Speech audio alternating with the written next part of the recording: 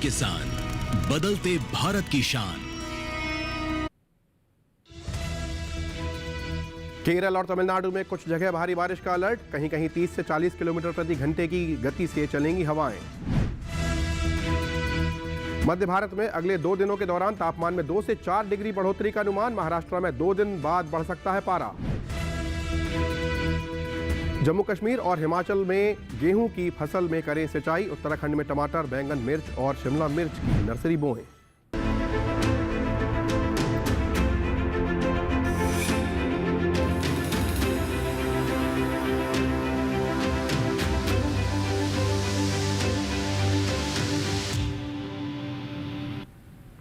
नमस्कार, आप सभी का स्वागत है। मैं हूं आपके साथ राहुल और आप देख रहे हैं दूरदर्शन किसान। हम लेकर हाजिर हैं अपना कार्यक्रम मौसम खबर।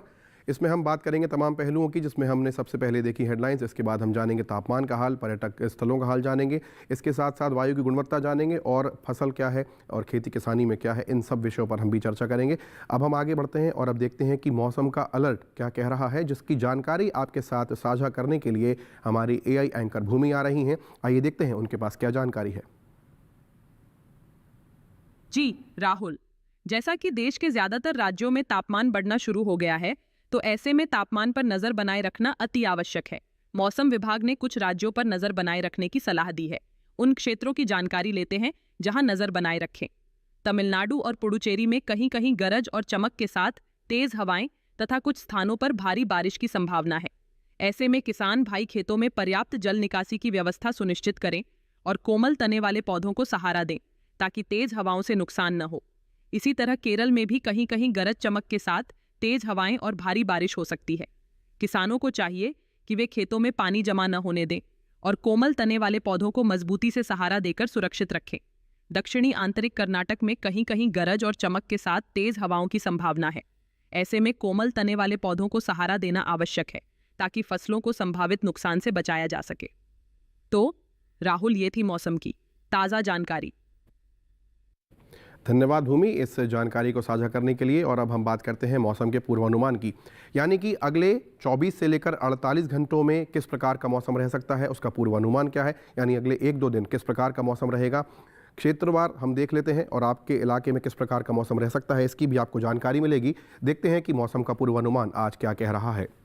सबसे पहले बात करते हैं जम्मू कश्मीर, लेह लद्दाख, हिमाचल की, पंजाब, हरियाणा, उत्तर प्रदेश पूरा और उत्तराखंड की बात करें तो ये सभी वो राज्य हैं जो हरे रंग से दर्शाए गए हैं और इनमें बारिश की संभावना नहीं है, यानी कि यहाँ पर सामान्य मौसम रहने वाला है। तो जो आपकी गतिविधियाँ यहाँ पर खेती किसानी से जुड़ी हुई हैं उन्हें सुचारू रूप से जारी रख सकते हैं। बारिश का यहाँ पर कोई भी अनुमान नहीं है। अगले 2 दिन सामान्य मौसम रहने वाला है। ये तो आप जिस प्रकार से अपनी खेती किसानी की जो गतिविधियाँ वो कर रहे हैं उनको जारी रख सकते हैं। ऐसा ही मौसम यहाँ पर भी है। बिहार, झारखंड, गांगे पश्चिम बंगाल, ओडिशा की बात करें, उप हिमालयी पश्चिम बंगाल और सिक्किम और नॉर्थ ईस्ट के ये सभी राज्यों की बात करें, जिसमें असम, मेघालय, नागालैंड, मणिपुर, मिजोरम, त्रिपुरा और अरुणाचल हैं, यहाँ पर भी बारिश की संभावना नहीं है। यहाँ पर भी सामान्य मौसम रहने वाला है। तो गतिविधियाँ सुचारू रूप से जारी रखी जा सकती हैं। यदि आपने फसल काट रखी है तो भी उसको सुरक्षित रखें और यदि कहीं जल निकासी का व्यवस्था देखना है तो उसे भी आप सुचारू रूप से जारी रख सकते हैं।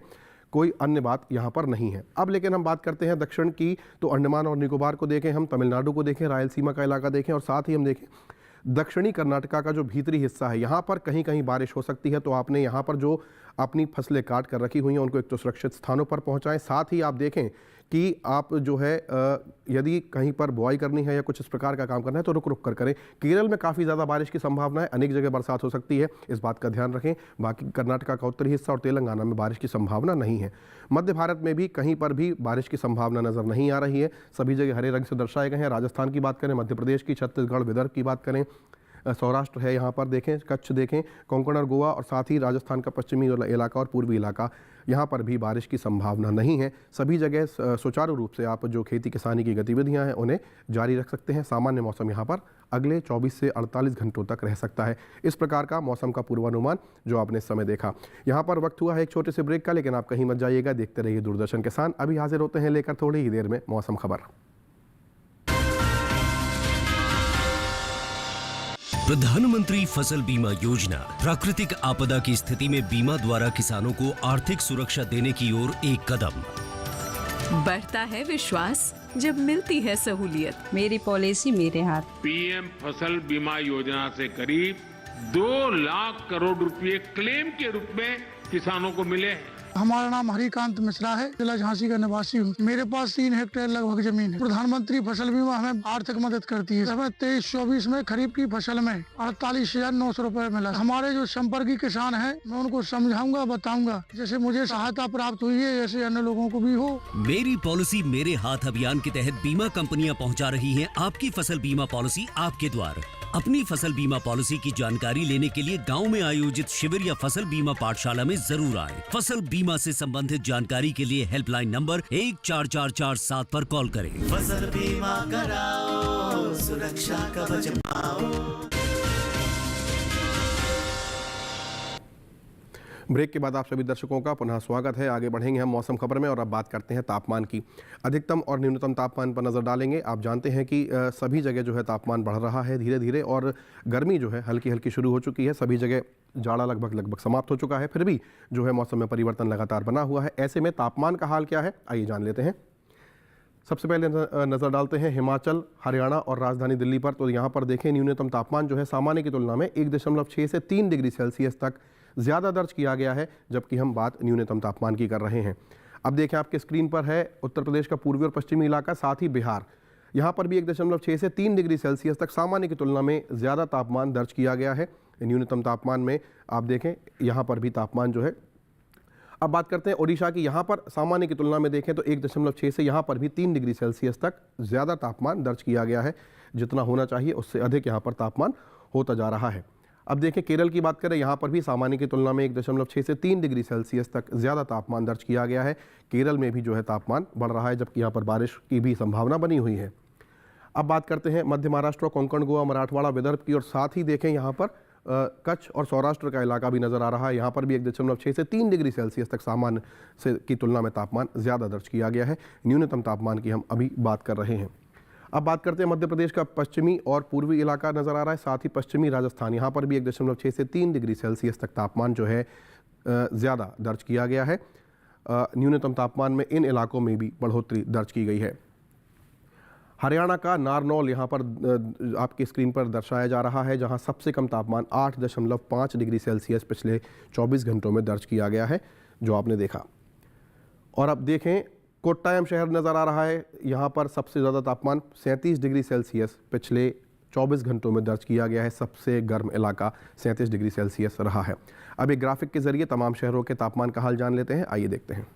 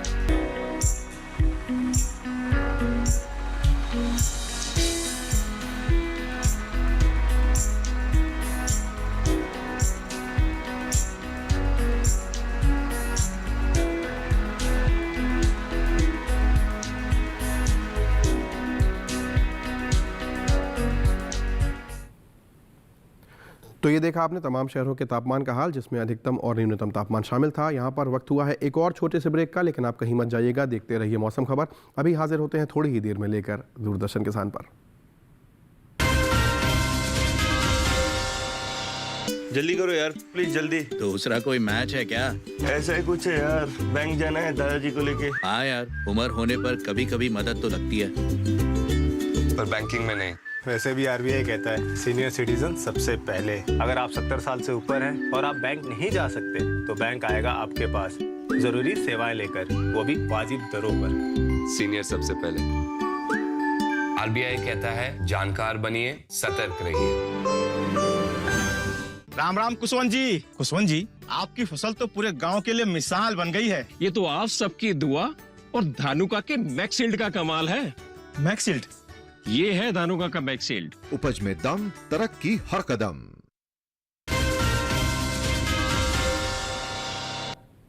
ब्रेक के बाद एक बार पुनः स्वागत है। आगे बढ़ेंगे हम और अब जानेंगे कि बड़े शहरों की जो वायु गुणवत्ता है उसका क्या हाल है। इसकी पूरी जानकारी आपके साथ साझा करने के लिए हमारी एआई एंकर भूमि आ रही हैं। आइए देखते हैं।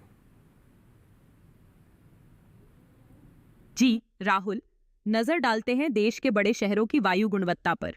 अगर देश के बड़े शहरों की वायु गुणवत्ता पर नजर डालें तो दिल्ली में वायु गुणवत्ता सूचकांक 214 दर्ज किया गया, जो थोड़ा खराब श्रेणी में है। पुणे में वायु गुणवत्ता सूचकांक 156 रहा, जहां हवा औसत स्तर पर बनी हुई है। मुंबई की बात करें तो यहां वायु गुणवत्ता सूचकांक 126 दर्ज हुआ, जो कि औसत श्रेणी में आता है। वहीं कोलकाता में वायु गुणवत्ता सूचकांक 170 रहा, जो औसत श्रेणी में है। बेंगलुरु में वायु गुणवत्ता सूचकांक 87 दर्ज किया गया, जो संतोषजनक श्रेणी में आता है।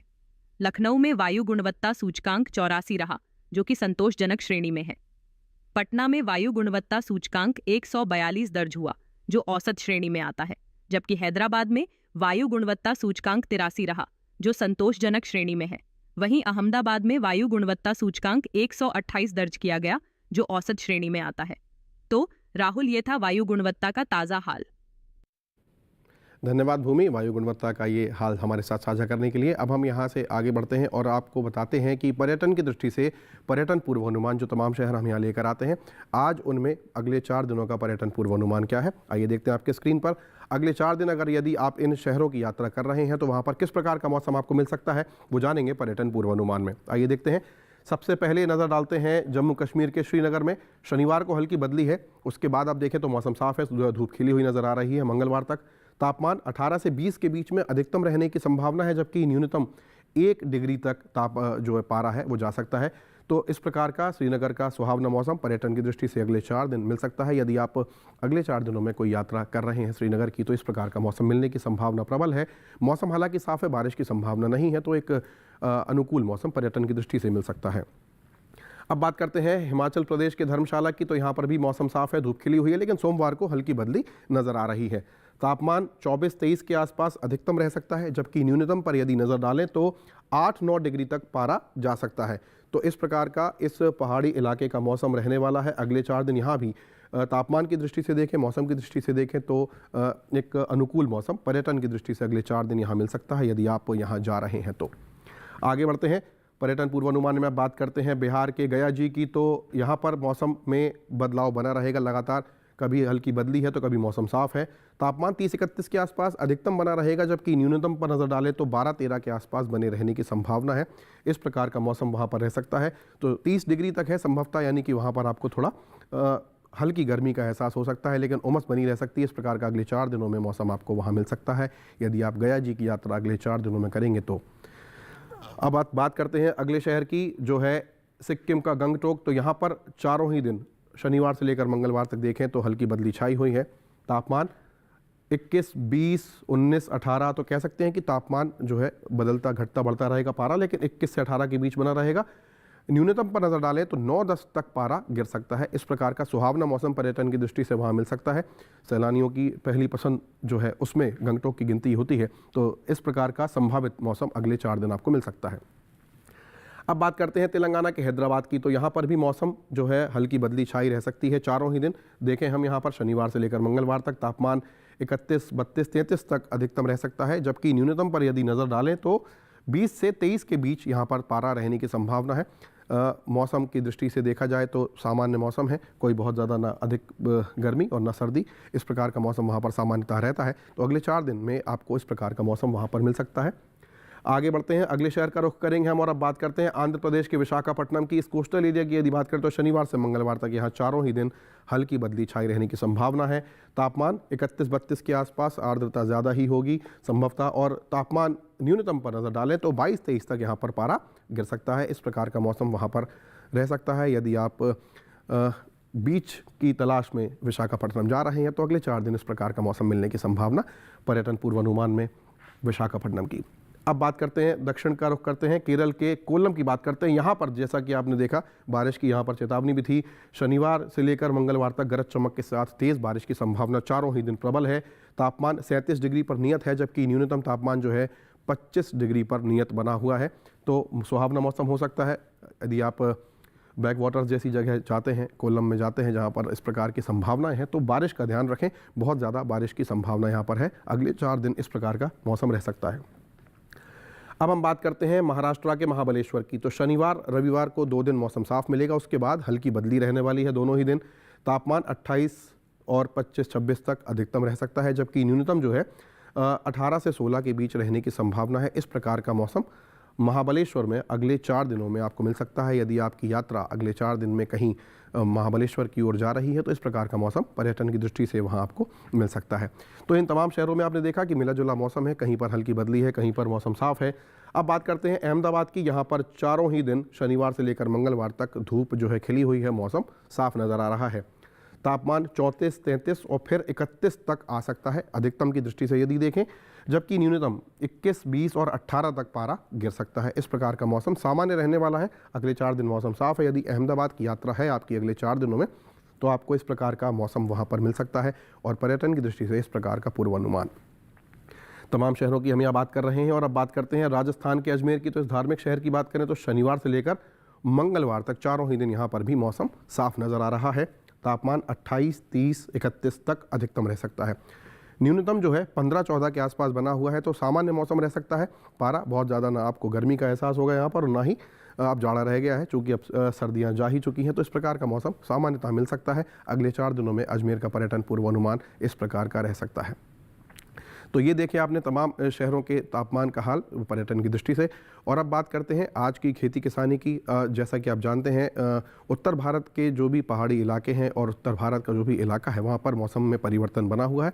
ऐसे में वैज्ञानिक दृष्टिकोण बहुत महत्वपूर्ण हो जाता है कि इस वर्तमान समय में किसकी बुआई करनी है, कैसे। इसकी एक वैज्ञानिक रिपोर्ट भी है जो हमारे AI एंकर कृष हैं, वो इसको आपके साथ साझा करेंगे। आइए देखते हैं उनके पास क्या जानकारी है। जी राहुल, सही समय पर फसलों की देखभाल करके न केवल नुकसान से बचा जा सकता है बल्कि उत्पादन को भी बढ़ाया जा सकता है। जम्मू कश्मीर के उप उष्णकटिबंधीय क्षेत्र में टमाटर, बैंगन और मिर्च की रोपाई करें। यहाँ के किसान खीरा, लौकी, कद्दू और करेला भी बो सकते हैं। जम्मू कश्मीर के मध्य इलाके में मटर की बेलों की सहारा देने का काम करें। यहाँ के किसान समय पर बोए गए गेहूं की फसल में बाल बनने के समय सिंचाई सुनिश्चित करें। खेतों से खरपतवार निकालने का काम जरूर करें। इसी तरह हिमाचल प्रदेश के मध्य पहाड़ी क्षेत्र में मटर की तुड़ाई करें। गोभी वर्गीय सब्जियों की कटाई भी समय पर कर लें। यहाँ के किसान टमाटर और शिमला मिर्च की नर्सरी बोने के लिए खेत तैयार करें। हिमाचल प्रदेश के उप पर्वतीय और निचले पहाड़ी उष्णकटिबंधीय क्षेत्र में गेहूं की फसल में निराई करें। यहाँ के किसान शलजम, गाजर और मूली की फसल में छंटाई करें। ऊपरी पहाड़ी उप उष्णकटिबंधीय नमी वाले क्षेत्र में फूल गोभी, पत्ता गोभी और ब्रोकली की कटाई करें। कटी हुई सब्जियों को सुरक्षित जगह पर रखें। आलू की फसल में मिट्टी चढ़ाने का काम करें। उत्तराखंड के भाबर और तराई इलाके में फूल आने और फली बनने के समय चना और मसूर की फसल में सिंचाई करें। गेहूं और जौ में निराई की जरूरत हो सकती है। उत्तराखंड के भाबर और तराई इलाके में गन्ने की कटाई 16 से 18% ब्रिक्स वैल्यू पर करें। उत्तराखंड के पहाड़ी क्षेत्र में आलू की रोपाई के लिए खेत तैयार करें। फूल गोभी के पौधों की रोपाई के तुरंत बाद सिंचाई करें। टमाटर, बैंगन, मिर्च, शिमला मिर्च और अन्य सब्जियों की नर्सरी की बुवाई करें। उत्तराखंड के कम नमी वाले उप आर्द्र इलाके में गेहूं, जौ, सरसों और चने की फसल में जरूरत के हिसाब से सिंचाई करें। तो राहुल, ये थी खेती किसानी से जुड़ी ताज़ा जानकारी। धन्यवाद कृष। और अब जैसा कि आप जानते हैं वर्तमान मौसम में लगातार परिवर्तन बना हुआ है। ऐसे में वैज्ञानिक सलाह बहुत ही ज़्यादा महत्वपूर्ण हो जाती है। पुणे के मौसम विज्ञान विभाग के वैज्ञानिक डॉक्टर आशुतोष मिश्र हमारे साथ जुड़ रहे हैं। आइए सुनते हैं उनकी विशेष जानकारी। हिमाचल प्रदेश में फूल गोभी, पत्ता गोभी और ब्रोकली की पकी हुई उपज को काट लें। साथ ही मटर की पकी हुई फलियों को तोड़ने का कार्य भी कर सकते हैं। मटर में निराई के पश्चात स्टेकिंग भी की जा सकती है। प्याज और गेहूं की फसलों में से खरपतवार को निकाल दें। उत्तराखंड में रहने वाले किसान भाई गन्ने की परिपक्व फसल को काट लें। साथ ही पके हुए टमाटर एवं मिर्च इत्यादि को भी तोड़ने का कार्य कर सकते हैं। साथ ही आलू की खुदाई भी की जा सकती है। फ्रेंच बीन्स की बुआई का कार्य भी किया जा सकता है। शरदकालीन गन्ने में सिंचाई देना सुनिश्चित कर लें। साथ ही अगर संभव हो तो निराई गुड़ाई भी कर सकते हैं। चने और मसूर की फसल में फूल आने और फली भरने के समय हल्की सिंचाई भी दी जा सकती है। पंजाब में गन्ने की परिपक्व फसल को काट लें। साथ ही बैगन, मिर्च, खरबूजा, तरबूज, लौकी, कद्दू, शिमला मिर्च इत्यादि की रुपाई कार्य भी कर सकते हैं। मध्यम अवधि में तथा देर से परिपक्व होने वाले गन्ने की रुपाई कार्य भी किया जा सकता है। साथ ही आड़ू, बेर, नाशपाती, अंगूर और अंजीर की रुपाई का कार्य भी यथाशीघ्र पूर्ण कर लें। दिल्ली में फ्रेंच बीन, क्लस्टर बीन और मूली की बुआई भी की जा सकती है। टमाटर, मिर्च इत्यादि की रुपाई का कार्य भी किया जा सकता है। साथ ही उत्तर प्रदेश में परिपक्व सरसों को काटने का कार्य किसान भाई कर सकते हैं। इसके अलावा तरबूज, खरबूजा, जायद, मक्का, मूंग, उड़द और सूरजमुखी की बुआई भी की जा सकती है। प्याज, टमाटर और मिर्च की रुपाई कार्य भी जारी रख सकते हैं। साथ ही गन्ने की रुपाई का कार्य समय पर पूर्ण करने की सलाह भी दी जा रही है। टमाटर और मिर्च की रुपाई तथा भिंडी की बुआई भी कर सकते हैं। धन्यवाद डॉक्टर मिश्र। और अब बात करते हैं आज की फसल की, जिसमें हम आपके लिए लेकर आए हैं लोबिया की फसल। आपको बता दें कि उत्तर प्रदेश, मध्य प्रदेश, कर्नाटक, केरल ऐसे राज्य हैं जहां पर बहुतायत में इसकी जो है खेती की जाती है और ये जो वर्तमान समय है इसके लिए बिल्कुल उपयुक्त भी है। इसी पर हमारी आज की रिपोर्ट है जो है आधारित है। आइए देखते हैं। लोबिया के लिए 21 से 35 डिग्री सेंटीग्रेड तापमान की जरूरत होती है। दोमट मिट्टी इसके लिए सबसे बेहतर मानी जाती है, लेकिन बलुई दोमट मिट्टी में भी इसकी खेती की जा सकती है। इसके अलावा बरसात के मौसम में ढालू जमीन में भी इसे बोया जा सकता है।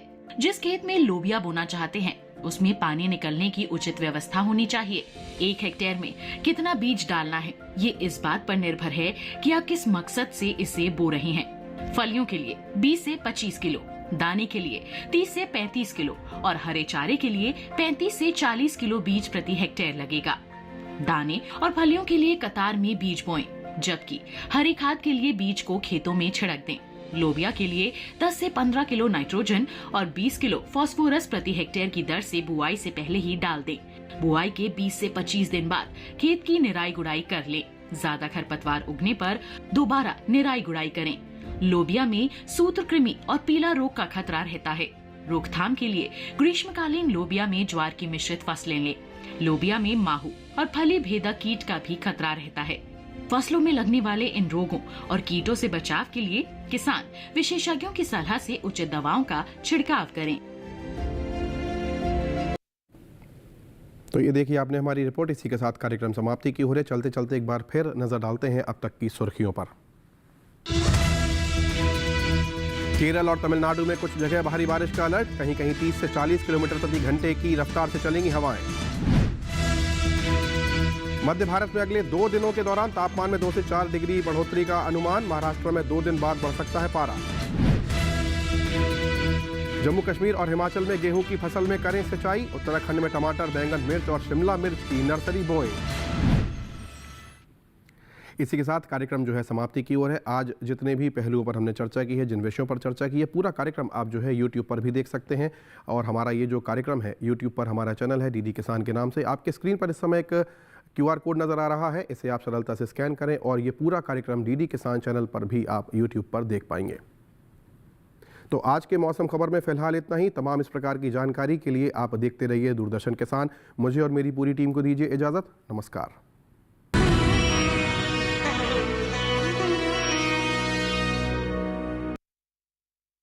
महीने का आखिरी